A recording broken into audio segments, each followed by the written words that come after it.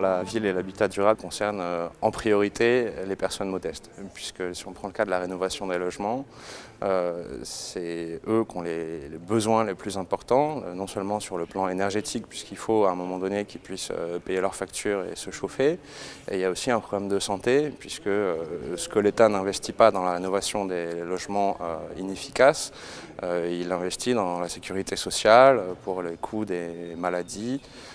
Donc on pense qu'il est tout à fait logique, nécessaire et urgent que l'État mette un maximum de moyens sur la rénovation des logements, sur l'amélioration des villes et que les personnes les plus modestes en bénéficient. Alors j'espère bien que non. J'espère vraiment que l'habitat durable pourra être ouvert au plus grand nombre. Ça, c'est une des raisons qui m'a fait adhérer au groupement à Clairlieu, au groupement auquel j'appartiens. C'est savoir que j'espère vraiment que tous pourront avoir une rénovation biosourcée, performante et abordable. Un des buts, c'est quand même de lutter contre la précarité énergétique. L'intérêt de se regrouper en association dans un quartier, par exemple, ou hors du quartier, pourquoi pas, c'est de mutualiser des expériences et de profiter ainsi pleinement de ce que chacun peut apporter.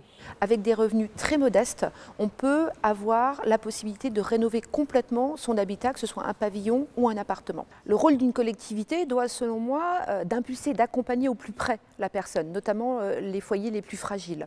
Avec un dispositif comme une maison de l'habitat, un service public local de l'habitat, eh bien, nous prenons la personne dans son environnement global et nous l'accompagnons du début des premières études de travaux jusqu'à la livraison de ces travaux. Ainsi, la personne est en confiance avec une collectivité qui lui assure l'éthique de la réalisation. Aujourd'hui, quand on parle d'habitat durable, on parle souvent de modèle économique, donc on pourrait penser que ce soit réservé à des catégories plus riches. Aujourd'hui, si on s'affranchit des cloisonnements, des normes, des contraintes, et on travaille de manière plus collaborative pour dégager ce fonctionnement en silo, et si on travaille, ceci dit, avant l'appel à projet, alors on peut trouver des modèles économiques adaptés. Et en même temps, ces modèles économiques adaptés, cette technologie adaptée, accessible au plus grand nombre sur des territoires en fragilité, eh bien, un habitat durable, c'est aussi un art d'habiter. Et cet art d'habiter, c'est une qualité relationnelle, c'est une dynamique d'échange, c'est une vie associative, c'est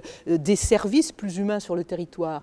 Et peut-être que les territoires en souffrance ont dans ce patrimoine génétique de toutes ces transformations, cette âme supplémentaire qui donne une humanité aux solutions. Et je pense que voilà, c'est dans cette direction-là qu'au-delà de la technologie, on va trouver des solutions adaptées.